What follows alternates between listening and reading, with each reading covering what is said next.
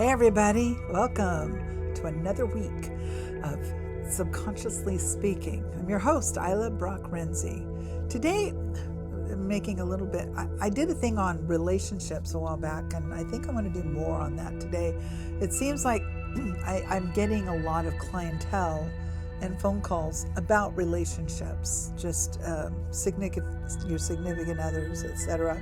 So I kind of wanted to do just a little chat on that, and kind of where are you in this realm of your significant other, if you have one, if you're looking for one, and if you're in a relationship, how do you stay in it? What does it mean? Somebody asked me recently what I thought of romance. What is romance to me? I've just always thought of it as passion and action, but truly, the best part of a relationship is communication, which leads to romance and passion to action. But I want to read a real quick quote that I found. It's by Konstantin Kizin. Britain is like the Titanic, where the passengers believe the only way they can save themselves is by constantly changing the captains. They've tried everything except changing course. Sometimes you just need to change course. Now I'm going to talk about single people looking for a significant other. It can be a challenge, especially if I'm in my 60s. I know it's hard to believe, but it's true. It's a different kind of challenge than somebody, say, in their 20s and 30s. And there's statistics out there that saying the divorce rate is going down, but that's because not very many people are getting married. A lot of people are living together. Guilty at one point. So it's understanding, why aren't people committing to each other? So, and part of it's just the learning. So back in the old days, a couple would court. He would ask permission to court a gal, type of thing. It's kind of what my son-in-law did with my daughter. He asked her dad if he had his blessing to court my daughter, and they've been married now almost 5 years, and they have 2 of my grandchildren, and they're doing great. And I think they did it right. There was no other example for them to have to compare to, which if you're doing a lot of dating and you're in a relationship for 3 or 4 months and then you get out of it, then you go into a new one for 3 or 4 months and you get out of it. What you're learning is how to break up or how to divorce. Those are just kind of I call them little mini divorces. So when I was raising my children, they weren't allowed to date my teenagers. Part of it, they were in a Christian school and they were part of a youth group. And let's say there's 80 or 100 kids in this youth group, and this one dates this one, and then they break up, and then they date this one, and it gets awkward. So you know what? We just kiboshed any opportunity that as best as I could. I think those little stinkers would try to get around it. Teenagers, love them. No, I don't like them. I don't like teenagers. No, not at all. When you go into a relationship, there's a few things you need to make sure that are part of, I'm going to forget the next one if I don't write it down. You need to make sure you're on the same page. You got to be on the same page. So you start a relationship, you meet. One person may tend to go a little bit higher, I'm going to say, just for the sake of illustration. And someone may not follow along as quickly, or vice versa, or maybe you both level up in the relationship at the same time, and one either wants to commit a little sooner. It's like you've got to kind of learn, and this is where communication comes from. I'd asked somebody not too long ago if they'd ever been in love, and this is someone who's pushing 70, and they've been married, and they have a kid, and they've had a couple relationships, and they're a widower. And I asked if they'd ever been in love before. I was kind of wondering if he was going to say, his wife, and apparently no. He just said it was like some best friend's girlfriend when he was in elementary school. He just enamored over her, kind of thing, and that was kind of like his idea of what love is. And I thought that was so cute. But really, have you ever been in love to the point where you just get weak-kneed thinking about them? You're looking forward to seeing them and you have a hard time concentrating. And I'm not talking the first 2 weeks, 2 months, 6 months later. Can't wait to get to see them, a year from now. It's a year now, you're in the relationship and you're still feeling as good or better than you did when you first met. There's something going on and you're both feeling that way. But some of the things that you need to have commonality is communication. It's so important. If you're not communicating what's going on, but do I have to tell them everything? Well, that's subjective, depending on what you mean by everything. Is everything like all your little girlfriend talk? No, but never bash your partner. I say girlfriend because I'm a girl, right? But your friend, your BFFs. Never bash your partner to anybody, ever. Even if they are bashable. I'm telling you, I know quite a few people that are bashable. I just don't do it. It's not your place. Let other people figure it out on their own, because they may see something that you didn't, or maybe they know something that you don't. So don't bash anybody. It's not kind. So stop the bashing, okay? Don't do it, okay? Why? Okay, the other thing is communication. The best part of romance is communicating. Spirituality. You gotta be on the same page spiritually. It's very important to be on the same page spiritually. Do you both believe in the same God? I hope so. What's your standard? What's your stance on leadership in a relationship? I'm going to share mine. It may not be yours, but it may give you some platform to start, a dashboard, if you will, to start off on. So when you go into a relationship and you believe it's going to be exclusive, you're equal. You're equal throughout the entire relationship, but there has to be one person that gets the veto power when there's conflict. And it should even be better than that. When there's conflict in a decision, the decision itself needs to fall on the floor. Because what is more important, getting your way or saving or repairing or advancing the relationship? Let the opportunity fall. It's not more important than what you have going on in your relationship.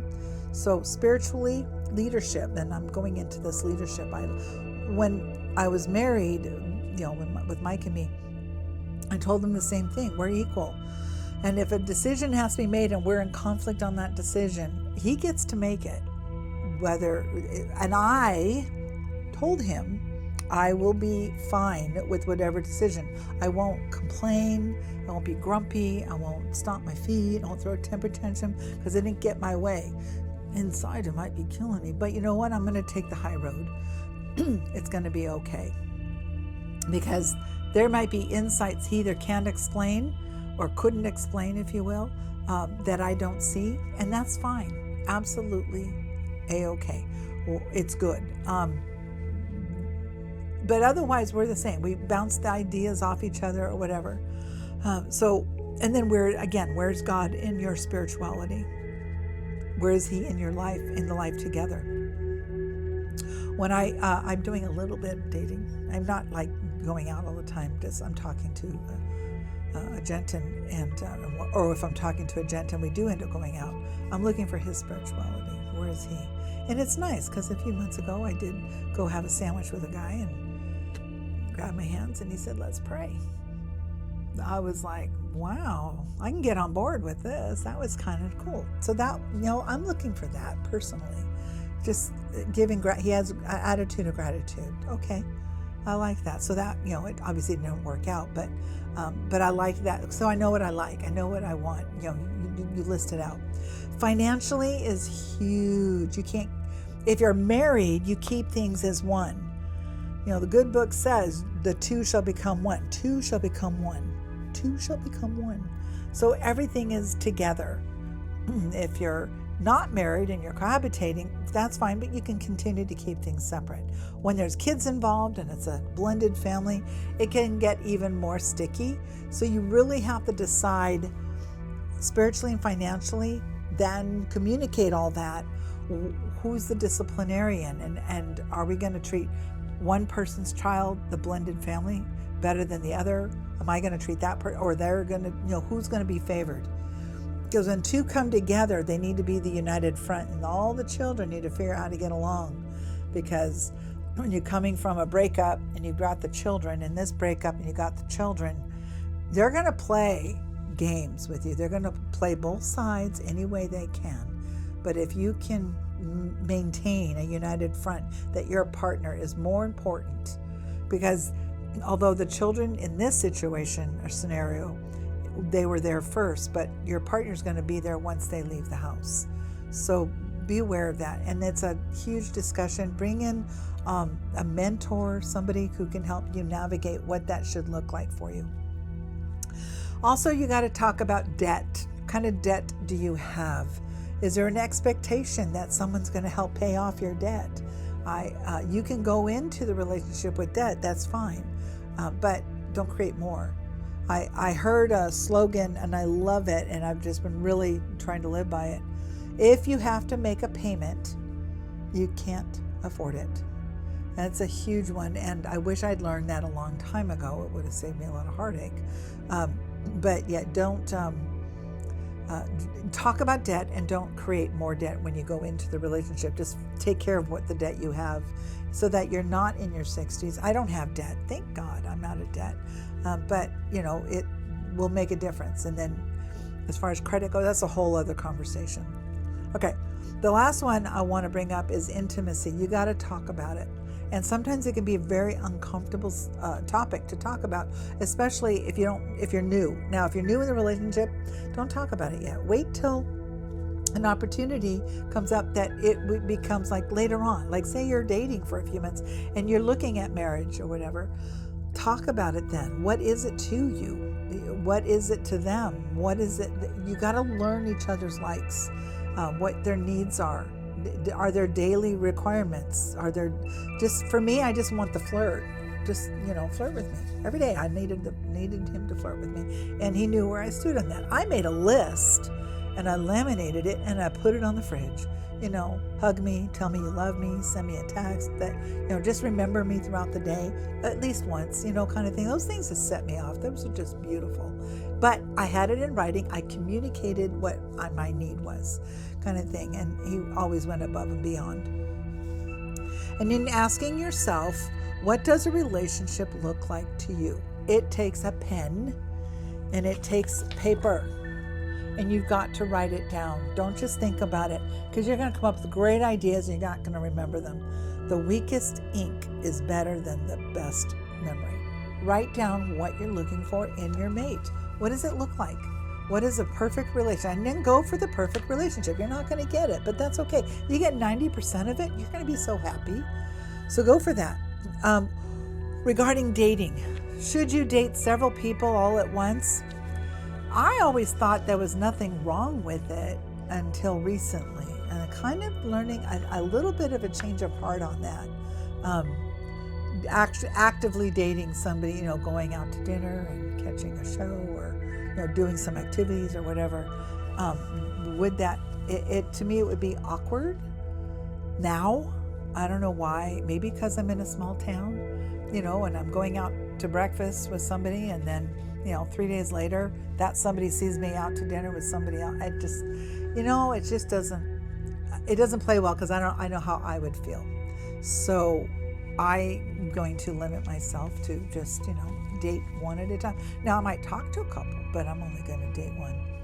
And I'm a gal, I'm a heterosexual. I'm telling you, the man pursues, I'm not leaning in, the man pursues you. On the other side, I contact me and tell me how that works. I really don't know. I'm not trying to be funny. I am ignorant in these things, honestly, and I'm just wanting to know. I have no idea. To create a relationship, let's see. I already did the every 3 months you divorce. I only have 2 pages of notes, and they're just handwritten, so they're not even real notes. Do you have the right to talk to whomever you want? I think you do. We have the right. This light here has a right to change colors or sit there. I have the right to sit in my chair. I have the right to like or not like somebody. And if I'm out to dinner with even a group of people and somebody comes up and says, hey, how's it going, say I'm with a date, talk to them. I don't care. That's nothing. It's free country, right? Kind of thing. Now, someone's going to get in between us. I've got another story. Now, what about the people that are broken? They're dating the same type of person over and over and over and over again. Hell, guilty. What do you do? Well, you got to change some tactics. You remember what I said a minute ago about writing down what you want? That changes the vibration. It changes the whole atmosphere. When that was shared with me, I don't have to date my exact opposite, because I do get along better. Although with them, I think I will get along better now, knowing that I'm an extrovert. I don't know if y'all felt that or not about me, but I really am. What if I don't want to date another extrovert as high as I am, if you will, but somebody who is a little bit extroverted? That would be kind of fun, because then we can kind of bounce off each other. So I had to do some changes in the type I was dating back in the day. This is before Mike. And then, keeping a log, especially people you're talking to, or if you're talking to a lot, 2 people, you can remember your conversations. Just remember your conversations. Our mind has a negative bias that has a negative bias component, and it's in our mind. It's built in. And if we go into our change of gratitude within our mind, it changes the mind. We actually get a chemistry change. You can stand with your hands on your hip, put your head up like you've got a cape on, and be Superman or Superwoman. And do that for 2 minutes. Listen to your power song. You don't have a power song? Find one. And just listen to your power song. 2 minutes. Chemistry is changing in your mind. It's like so fast. And all of a sudden you start to feel better. You can lean back in your chair, put your hands behind your head, put your feet up. Same thing. Just go into a power pose. Listen to that power song. And let me talk a little bit about resentments. When you don't communicate, or if your partner finds out there's something going on with your finances or with other people, whatever, don't ignore it. Don't ignore it. Being truthful from the beginning, and all. What's his name? Mark Twain. He said, if you're a liar, you have to have a good memory. So don't be the liar, because then you don't have to remember anything. Just always know that you're going to tell the way it is, the way you know it. You can do what you want just without. Okay, that's another topic. So when somebody breaks it off with me, or we're done and there's a separation of that, that's fine. You just don't have access to me anymore. But can't we just be friends? I get that all the time. No, we can't. I'd love to, but no, we can't. No, it's not happening. Rarely does it work. I'm not saying it doesn't work. It does. It just doesn't. It's not a common thing, because somebody in that relationship still has a crush on somebody else. So you just got to learn to be careful. Every time you have an upset or a hiccup in a relationship, what have you got? You've got a feedback. You didn't fail at anything. You learned something. You've got resources now. There's so much I've learned in these 8.5 years in this whole transformation I've been doing with myself. I didn't know 9 years ago. I'm just like loving the knowledge that I've gained, just the different components of how my mind is able to adapt to and learn. Especially like if I am questioning with somebody, I'm Q&Aing them in an interview or whatever. It's phenomenal just to watch the light bulb go off in their own little mind, because I just simply asked a question that I would have never known to ask before. One of the things that I needed to let go of is being a judge. I was a judger. I judged everything all the time to people, and judging is just not a very comfortable look. It doesn't work because it's none of my business. So I really had to take the tactic. What you do, boo, is you. Do you, and do the way you do you. I don't have to be a part of that. Or I can, if you're asking for help, I'll help. Advice, I'm going to give it to you if you ask. And make no excuses for your own behavior. Some people do that.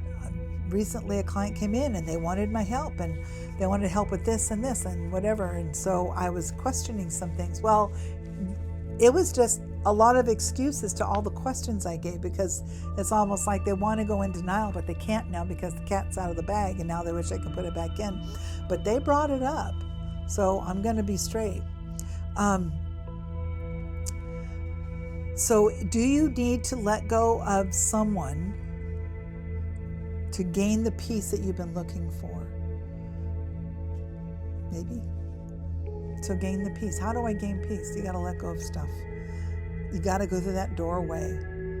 It's only wide enough for you, just one person. All the other things that are outside the doorway, it's minutia, because on the other side of that doorway is what's meant for you. I went through this doorway, I've gone through it so many times, and it's scary because it is letting go. I want to buy a home, and I've tried twice, and I'm not saying I failed twice. I just had two, one acceptance and then a no, and then different conflicts come up. So you know what? I'm going through the doorway. It's not working, but that's all right. I'm just gonna go through the doorway and just allow myself to just move forward every step of the way.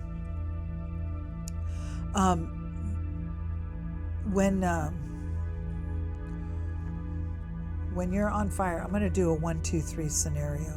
It's a strategy that I share with my clients, and it comes from Dr. John Kappas, brilliant mind, and he developed this strategy. And one of the elements in it is a cycle that everybody goes through. We go through a 1, 2, or 3. When you meet somebody, 3, let's say 3 is the highest on the cycle, and you're both in that excited to meet, and this is so much fun. Yay! I love it. And then, every time, maybe a couple of days later, you meet again, and you're on that 3. It's super exciting. It's fun and flirty, whatever. And you go, and then maybe a couple of weeks in, and you're fine. And then, one of you says, I can't meet up tonight because I have to work, or I'm busy. Because now the other one is going to think, oh yeah? With what? Doing what? Well, now all of a sudden you're not a 3 anymore. You're like a 2, maybe a 1. You've just plummeted into your normal self. That's the self. When you both get into that, you've got to be able to navigate healthfully in a relationship. So when one of you is really high in the relationship and one of you is really low in the relationship, you got to find the balance. You got to be able to let the person be in their low while you're in your high. And that's typically how it is. I'm in my high, I'm excited, but they're not. So you know what? You leave them alone. They'll come around, they'll get back up to that 3, but you can't berate them, you can't nag them, you can't complain. They just need moment, they need time, they need space. Let them have their space. And it's usually the introvert more than anything. I'm not saying not everybody needs space like that. They're the only exclusive, but in my research, my unofficial research, setting up boundaries. This is the last one I'm going to go over real quick. To gain some freedom. Boundaries create freedom. If you have boundaries, stick to them. But yeah, no, there's no people pleasing. No is a complete answer, but I'll hurt their feelings. That's not your problem, because that's their feelings. You are not responsible for somebody else's feelings. You are not responsible for mine. Am I responsible for yours if I just tell you like it is? So it's one of those things where, not judging, it's one of those things where I can just freely not be afraid anymore of how people are going to think about me in anything. I know my worth, I know my value, I know where I stand. And as a relationship starts to intertwine, I can loosen a boundary a little, when you're in a relationship, your boundaries can change because now you're one and your boundaries are together. You have individual ones like, don't get in my space when I'm waking up in the morning before I had coffee, those kinds of things. You want to be careful with that for sure. Don't get in the way of somebody without their coffee, if coffee is what gets them started, right? And then what, in your boundaries, what are you willing to tolerate? And what are you willing to not tolerate? What's going to cause you to leave the room? Examine that and write it down. take a piece of paper and a pen and write down. These are really good tools that you can use. Write them down. So important. And then the naysayers. It can't happen. Well, what's your life going to be like in 5 years? Imagine what you would like your life to be like in 5 years. Okay? Is it still going to be the same as it is now? Is there something going to be improved? Are you going to mature? Or what about 10 years from now? 10 years I'll be in my 70s. Oy. It's like, which is fine. I'm going to try and look forward to that because I'm told it's just a number. Just going to take it in, right? But it's what is it that's going to be different? What do I expect to accomplish in those? So I've got some goals set up that I'm hoping to accomplish in the next 10 years. But then there's these naysayers that say, no, I am the same person now. I'm always going to be the same person. And I'm going to beg to differ. However old you are now listening to this, were you a different person 10 years ago? Or are you exactly the same as you were 10 years ago? I don't think so. And if you say, yeah, I want to see you, come in and we're going to talk, because I don't think so. If you were not the same person 10 years ago, why do you think you would be the same person 10 years from now? I am definitely not the same person I was 10 years ago. I was still learning about the job that I do. Sometimes in a relationship, you might come across a trauma, a PTSD, a moment in your relationship that just can't seem to resolve itself in your mind. It's bothering you. It's something that's just a real high in negative intensity. Please call me. There's a technique that I get to use. It's called integral eye movement therapy technique. And it will help you clear that negative connection to whatever it is. I just helped somebody the other day. They have been carrying it around for years, and they couldn't believe after about 1 minute, 1 minute, maybe less, they can't even think about it now. Yay. So call me. My number's on the banner. Call me and just let's talk about what that looks like. Anyway, my name's Ilah Brock-Renzi. I am a board-certified clinical hypnotherapist here in Visalia, California with Central Valley Hypnotherapy. Give me a call, put a comment, send a carrier pigeon. Love to chat with you about any of these things. I will share my relationship strategy with you. I just gave you this cute little piece of paper, and it's got all the rules on this relationship strategy. Yeah, you can screenshot it. It's okay. But you got to follow the rules. Anyway, I'll see you next week, or you'll see me when this drops. Take care, everyone, and Ilah